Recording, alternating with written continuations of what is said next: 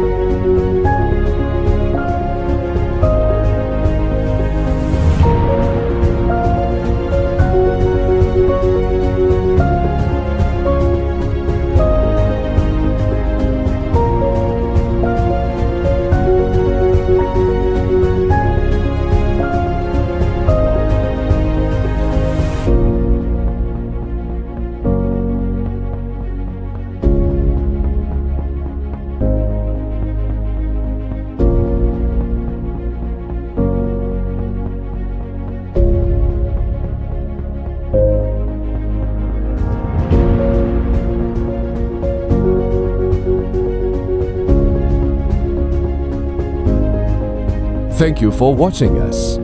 Don't forget to follow us to be updated for recent developments. You may continue to next tutorial video.